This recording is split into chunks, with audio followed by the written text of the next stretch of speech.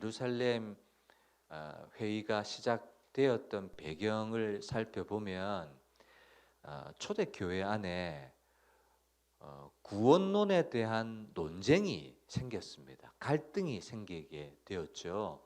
여러분, 이건 교회 안에 심각한 위기일 수 있습니다. 왜냐하면 유대인 중에서 예수님을 믿는 사람과 이방인 중에서 예수님을 믿는 사람이 하나 되지 못하고 서로 싸우고 갈등할 수 있는 아주 최대 위기였기 때문에 이 회의를 통해서 유대인 공동체와 이방인 공동체가 하나가 될 수 있느냐 혹은 하나가 되지 못하느냐, 이건 상당히 중요한 문제이거든요.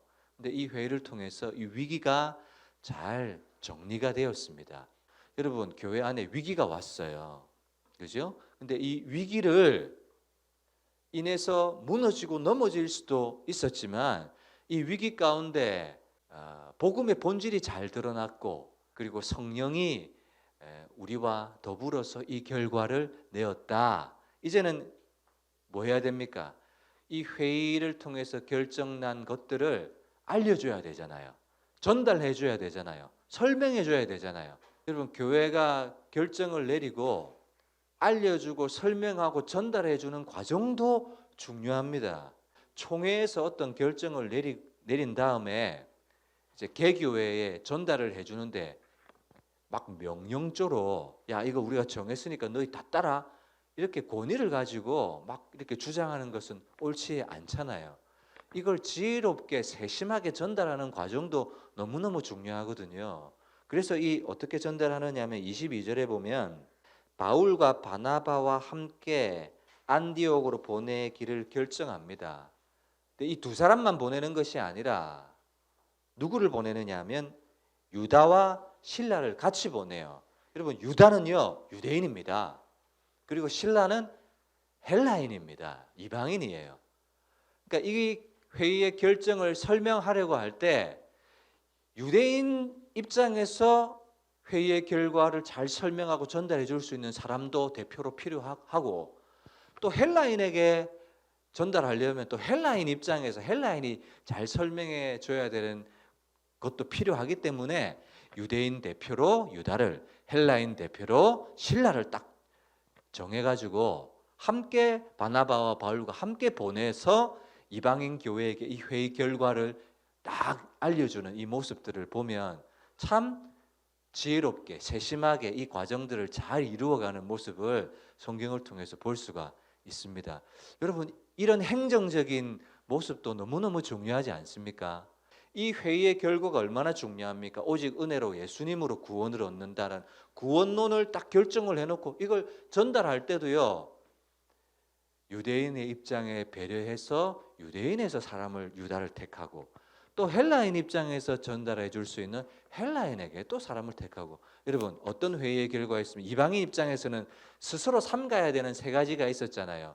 다 우상 숭배와 관련이 되었고 또 자기네들의 문화와 관련이 있었던 것이지만, 유대인들이 보기에는 꺼리고 유대인과 하나가 되기 위해서는 스스로 조심해야 될 것들 세 가지, 우상의 제물을 먹거나 피채 먹거나 음행을 멀리하는 것이 유대교 성도들과 공동체와 하나 되기 위해서는 정말로 필요한 그런 삼가야 될 내용들이었기 때문에 신라가 이것들을 잘 설명해 줄 수 있잖아요. 아주 지혜롭게 이것들을 행정적으로 잘 처리해내는 이런 모습을 볼 수가 있습니다.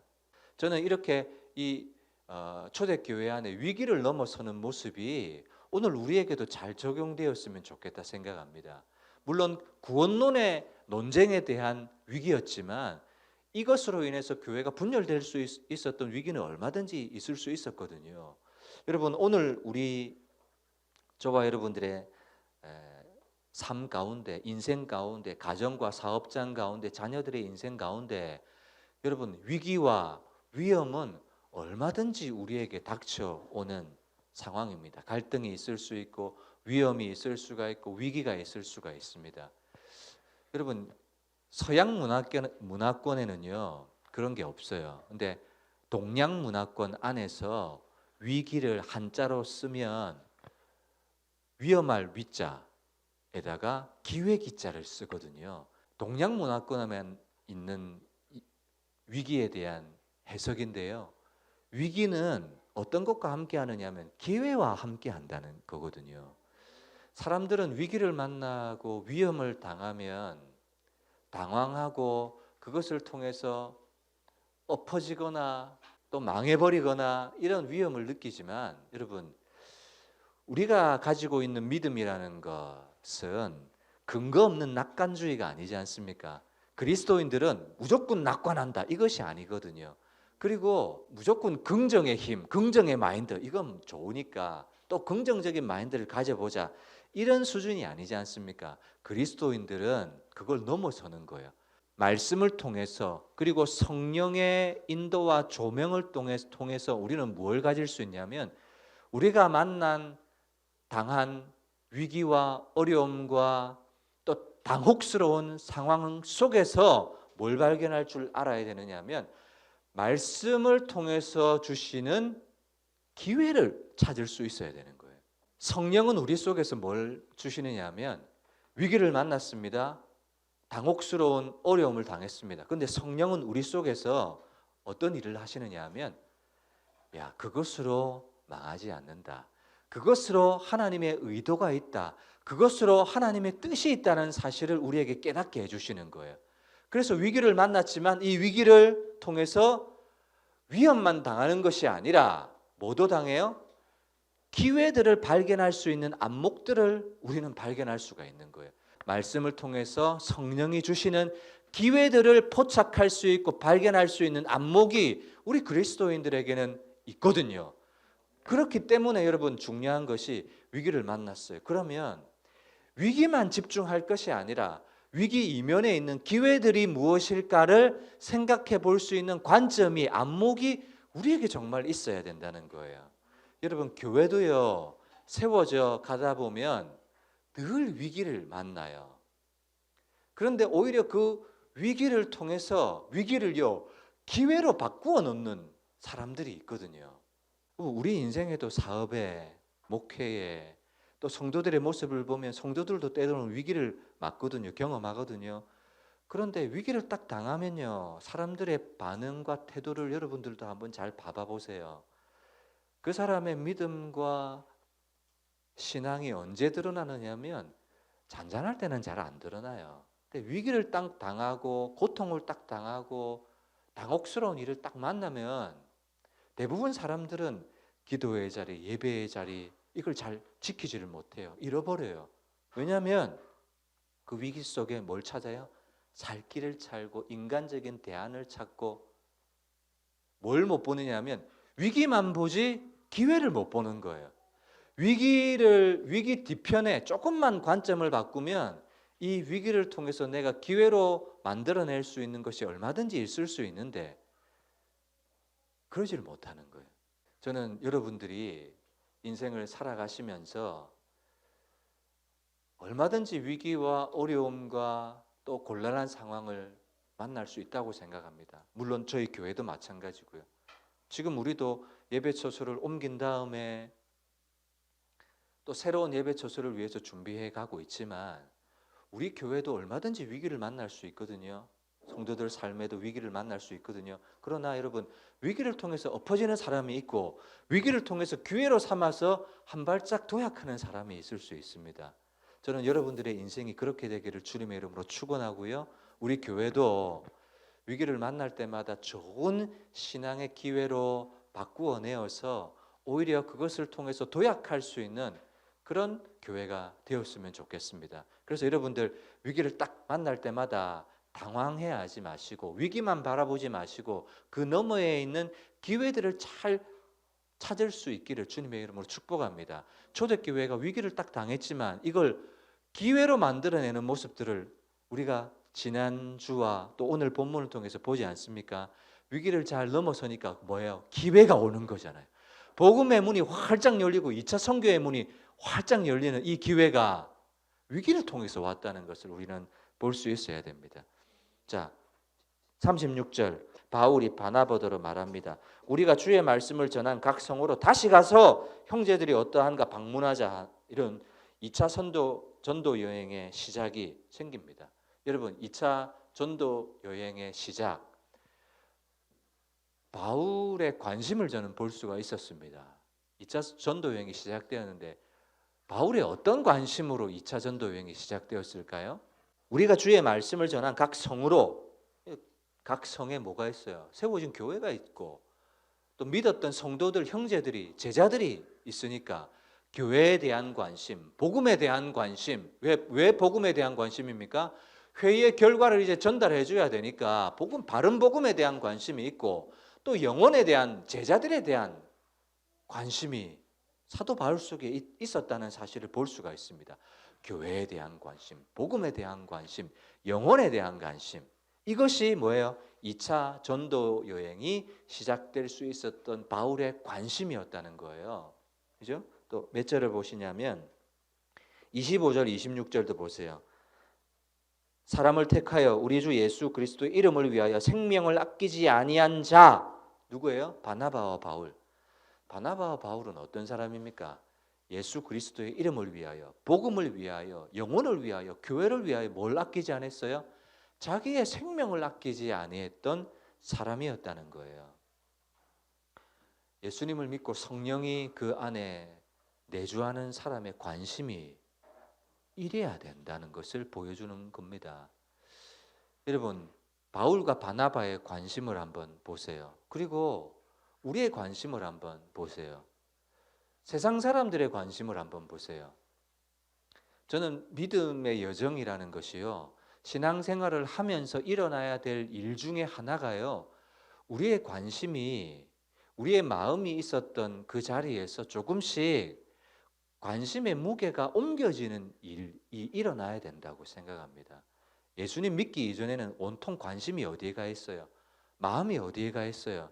세상 사람들이 가 있는 그곳에, 물질에, 성공에, 몸을 위한 것에, 정욕에, 탐욕에 관심과 마음의 자리가 그곳에 가 있었다면 이제는 예수님을 마음의 주와 주님으로 영접한 이후에는 내 마음의 관심의 자리가 서서히 조금씩 옮겨지는 거예요. 무게, 중심 이동이 이제 일어나는 거예요. 어디로? 교회를 향한, 복음을 향한, 잃어버린 영혼을 향한. 예전에는 어디에 목숨을 걸었어요? 돈에, 물질에, 내 명예에 목숨을 걸었어요. 내 자존심에 목숨을 걸었어요. 그건 세상 사람들이 가지는 관심이거든요. 근데 바나바와 바울은 주 예수의 이름을 위하여 생명을 아끼지 아니하는 자라고 하잖아요. 그 말은 이 두 사람의 관심이 어디로 와 있다는 거예요? 복음으로, 교회로, 영혼으로, 제자에게로 향해 옮겨져 있다는 것을 보여주고 있지 않습니까? 사람들을 만나서 조금이라도 대화를 해보면요, 대번에 알 수 있습니다. 뭘요? 관심이 뭔지를 알 수 있어요. 그 사람의 마음의 무게가 어디에 가 있는지 알아요. 관심이 어디에 가 있는지 알아요. 그건 드러날 수밖에 없는 거예요. 바나바와 바울의 관심이 드러나지 않습니까? 사람의 마음과 사람의 관심은 드러나는 거예요. 내가 마음에 가득 차 있는 그걸 끊임없이 아내에게 이야기하거든요. 그 아내도 자기 마음속에 있는 것을 끊임없이 얘기하거든요. 그럼 이게 관심이 일치할 때는 소통이 되는데 내 마음의 무게와 저 사람의 무게가 달라요. 마음에 머무는 자리가 달라요. 그러면 뭐가 안 되냐면 대화가 안 되고요, 함배를 못 타요. 이게 맞아야 함께, 마음의 합이 맞아야 공동체예요. 마음이 머무는 자리가 같아야 한 몸이에요. 팔에 관심이 다르고 다리에 관심이 다르고 눈에 관심이 다르고 입에 관심이 다르면 한 몸이 아니에요. 교회는요, 예수 그리스도를 주님으로, 몸으로, 머리로, 한 몸으로 모인 공동체, 유기체인 몸이거든요.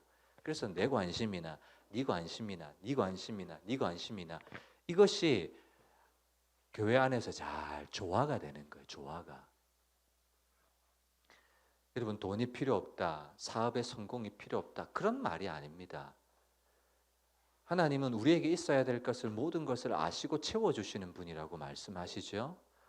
오늘 초대교회가 보여주는, 바나바와 바울을 통해서 보여주는 2차 전도 여행의 출발이 어디에 관심에서 시작되었는지를 우리 교회에게 주시는 말씀인 거예요.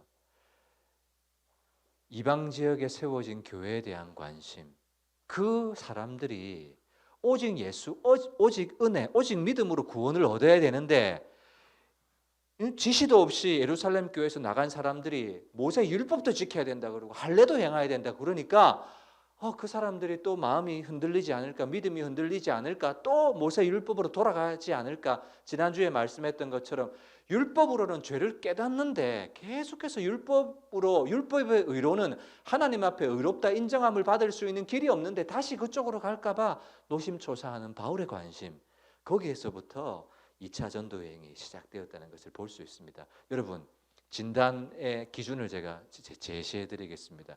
시간이 어디에 가고 있는지를 보면 알아요. 그리고 또 하나, 내 소유와 물질이 어디로 흘러가고 있는 것을 보면 알아요. 그리고 내 몸이 어디에 가 있는지를 보면 내 마음과 관심의 자리가 어디인지 알 수 있어요. 자, 이 세 가지 기준으로 여러분들 한번 점검해 보세요. 내 관심, 내 마음이 어디에 머물러 있는지 잘 모르겠다 하면 내 시간이 주로 어디에 사용되고 있는지, 내 물질과 소유가 어디에 사용되고 있는지, 내 몸이 어디를 지금 가고 있는지 보면 알아요. 여러분, 저는 자녀들을 키우고 있으니까 자녀들이 관심이 아니겠습니까? 그러니까 자녀들에게 어디를 가요? 내 몸이 막 가요. 막 챙겨주고 밥도 차려주고 몸도 가요. 그리고 뭐도 가요? 시간도 자녀들을 위해서 써요. 그리고 물질도, 내가 소중하게 여기는 물건들도 함께 자녀들과 함께 나눠요. 왜냐하면 제 관심이 어디니까? 자녀들이니까. 예를 들어 이런 것처럼 여러분들의 마음의 자리, 관심의 자리, 그걸 보려면 물질, 소유, 물건, 그리고 시간, 그리고 내 몸,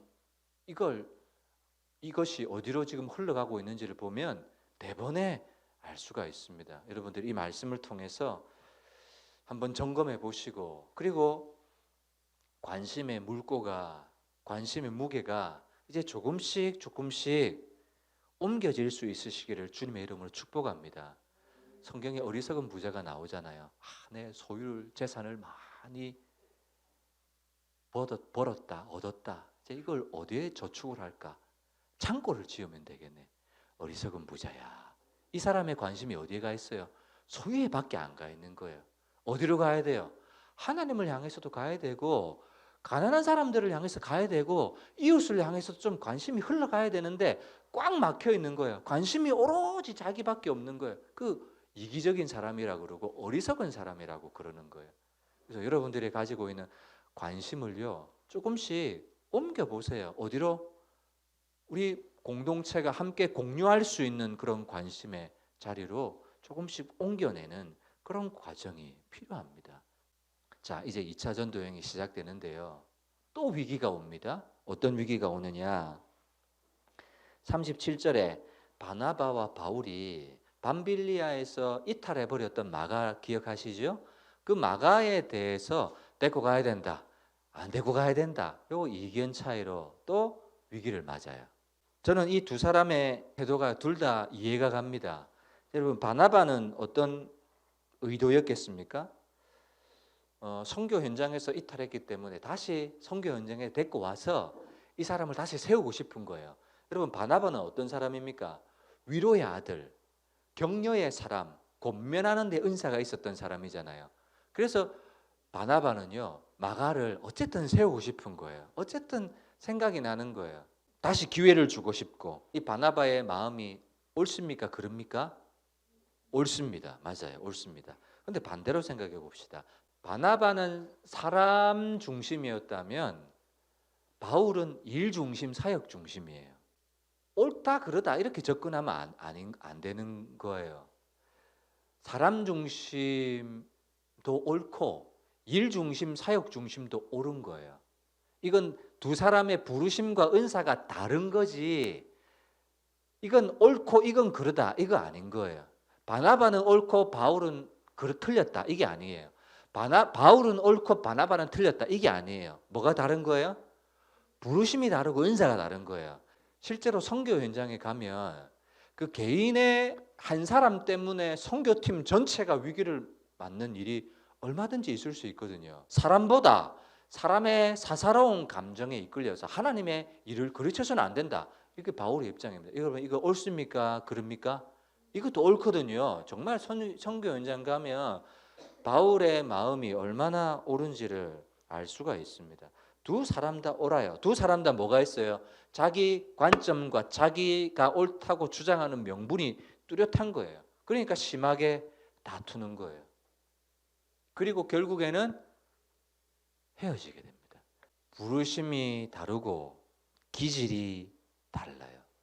바울은 이방인 전도를 위해서 부르심을 받은 사람이기 때문에 사람의 매인은 이런 기질을 가지고서는 막 복음 전할 때 여러분 BCD 안드교에서 전하는 거 봤잖아요. 칼과 불을 막 휘두르거든요. 근데 바나바는 그걸 못해요. 왜냐하면 사람 마음 다칠까 봐 사람을 챙기고 세우고 이러기 때문에 그 부르심과 은사에 맞게 하나님은 일하시는 거예요. 여러분 성령님은요 두 사람의 기질과 부르심을 둘 다 뭐 하셔요?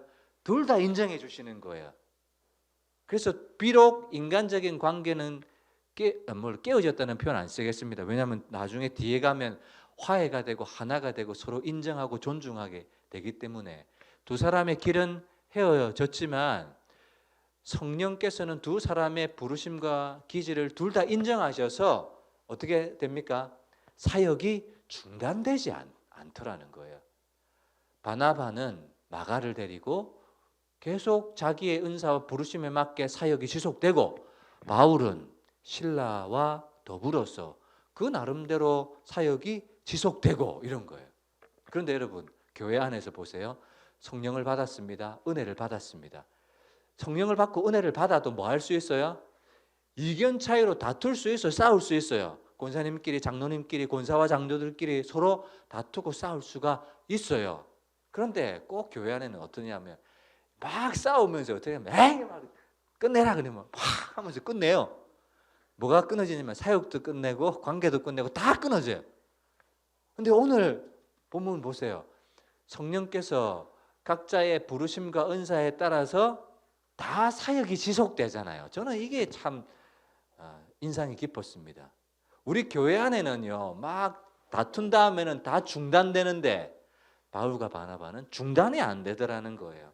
성령 안에서 화합하고 부르심과 은사에 맞게 잘 사역이 지속되어져 가더라. 이런 모습을 저는 보면서 참 도전을 받았습니다. 여러분 우리 교회 안에도요 교회가 세워지는 과정 속에 이견 차이가 있을 수 있고요 또 다툴 수가 있어요. 바울과 바나바가 심하게 다투었다 하잖아요.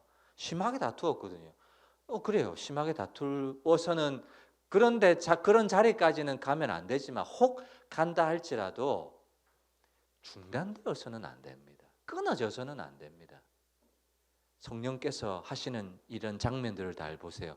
두 사람 다 인정해 주시고 그죠? 부르심에 맞게 은사에 맞게 구보로로 가게 하고 또 바울과 신라는 그 윗지방으로 갈라디아 지역으로 가게 해서 계속해서 중단되지 않고 지속되어서 사역이 진행되는 이런 과정들을 보게 됩니다. 바울과 바나바가 지금 이견 차이로 심하게 다툰 거 위기잖아요.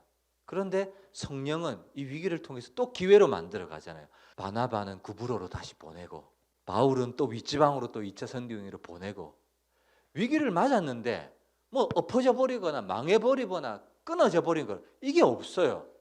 위기를 맞았는데 또 전진해가고 또 자라가고 또 사역들을 지속해가는 이런 모습들을 보면서 위기를 기회로 만들어내는 이런 모습이 저에게는 참 도전이 되었고 저와 여러분들 마음속에도 얼마든지 위기가 있을 수 있고 교회에도 위기가 있을 수 있지만 이 위기를 만나서 엎어져 버리고 넘어져 버리는 것이 아니라 지속되고 진전되고 우리의 관심의 자리가 이동되고 또 다른 사람들의 부르심과 은사가 수용이 되고 이런 기회가 되면 얼마나 좋겠습니까?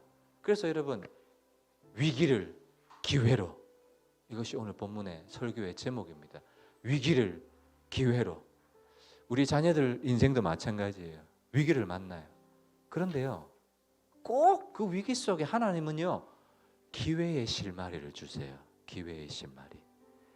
그래서 위기를 만나면요, 엎드려서 기도하는 거예요.